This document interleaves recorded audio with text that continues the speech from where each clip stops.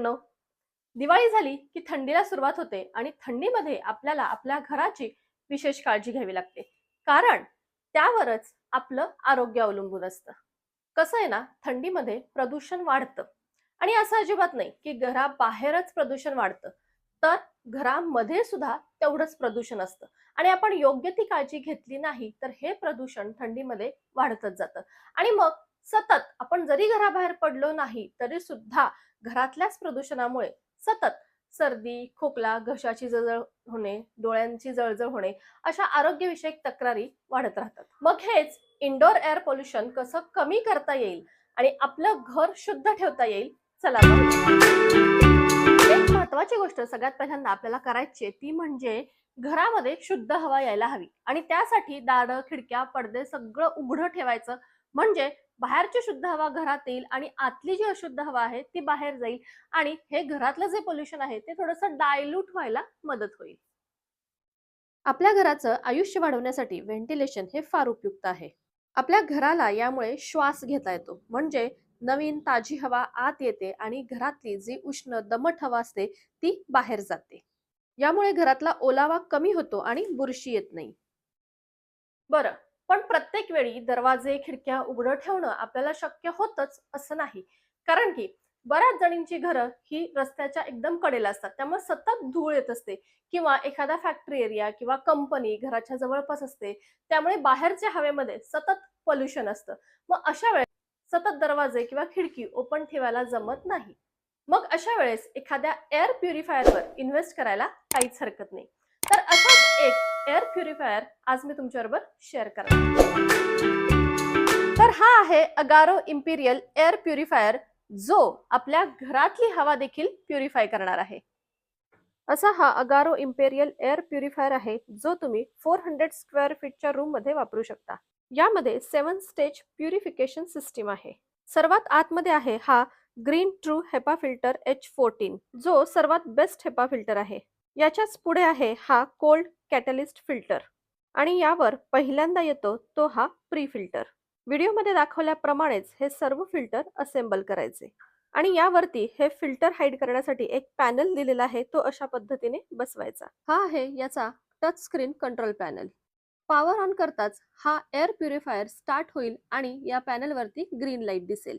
Auto मोड वरती फॅनची speed automatic adjust होते, पण तुम्हाला फॅनची स्पीड कमी जास्त करायची असेल तर सेपरेट बटन देखील इथे दिलेला आहे.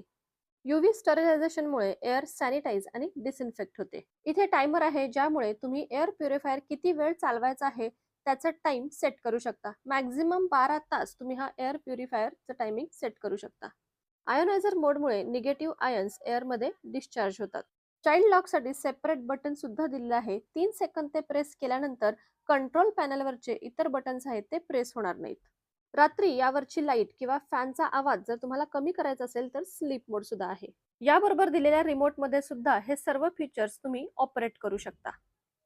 हा प्युरिफायर वर्क कसा करतो ते पाहूयात. तर तुम्हाला इथे पॅनलवरती रेड लाईट आणि फॅनचा कलर सुद्धा रेड दिसत असेल, याचाच अर्थ माझ्या रूमची एअर क्वालिटी पुअर आहे.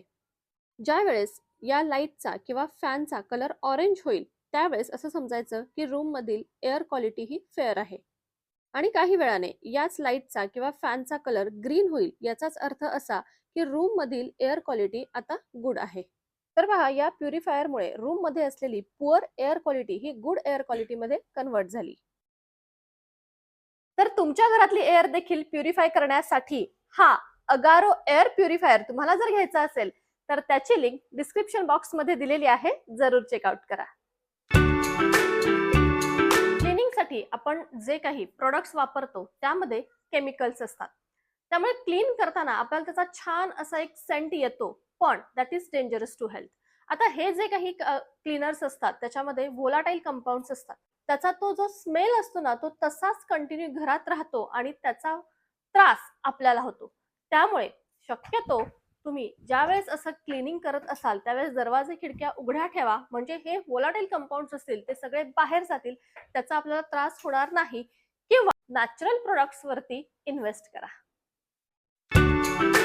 आपल्या घरामध्ये जे फ्लॅट सरफेसेस असतात, म्हणजे आपला बेड असेल, सोफा किंवा डायनिंग टेबल असेल किंवा इतर फर्निचर असेल, यावरती खूप धूळ बसलेली असते, जी आपल्या उघड्या डोळ्यांनी दिसत नाही. एवढी बारीक ती धूळ असते. मग अशा वेळेस ती स्वच्छ करण्यासाठी खरं तर मी नेहमी सांगते, आजही सांगेन, की एखादा vacuum cleaner is the best option. त्यामुळे मी नेहमीच डस्टिंग हे व्हॅक्यूम क्लीनरनीच करत असते. साध्या कपड्याने किंवा ब्रशने आपण जर धूळ साफ केली, तर ती इतरत्र उडते, कलेक्ट होत नाही. मग धूळच जर कलेक्ट होत नसेल, फक्त ती या वस्तूवरची उडून दुसऱ्या वस्तूवर बसत असेल, तर मग क्लिनिंग करून काय उपयोग, नाही का? हा माझ्याकडे छोटासा असा हँडी एक बेड व्हॅक्यूम क्लीनर आहे.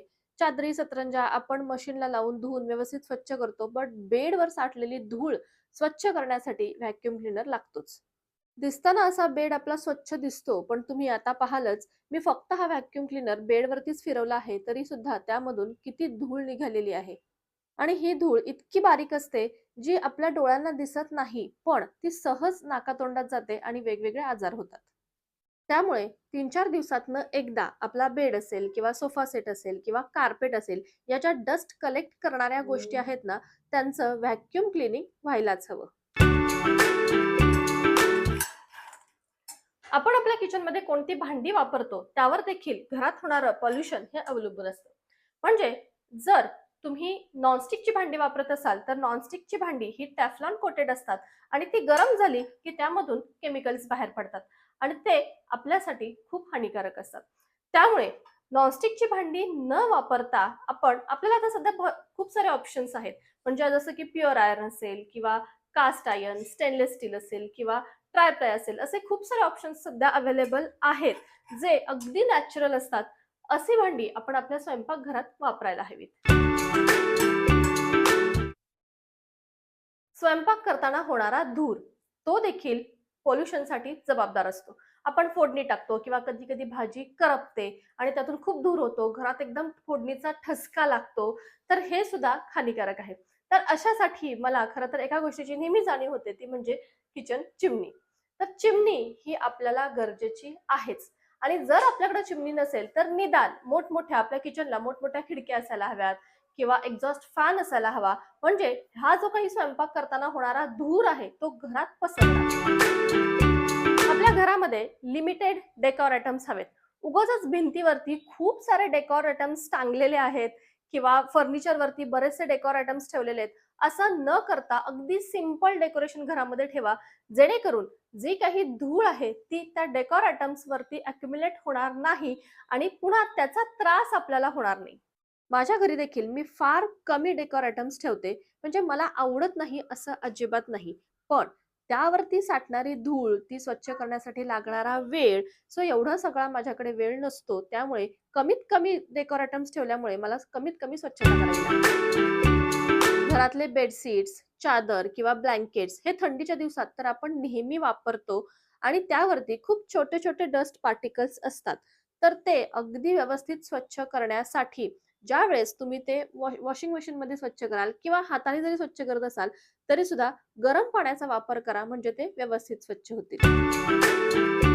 तर मैत्रिणींनो, आपण आपलं घर अशा पद्धतीने मेंटेन केलं, तर घरातलं प्रदूषण कमी होऊन आपलं घर स्वच्छ राहील आणि आपलं आरोग्य देखील चांगलं राहील. व्हिडिओ आवडला असेल तर लाईक करा आणि अशाच नवनवीन व्हिडिओसाठी चॅनलला सबस्क्राईब देखील करा. पुन्हा भेटू आपण. तोपर्यंत बाय बाय.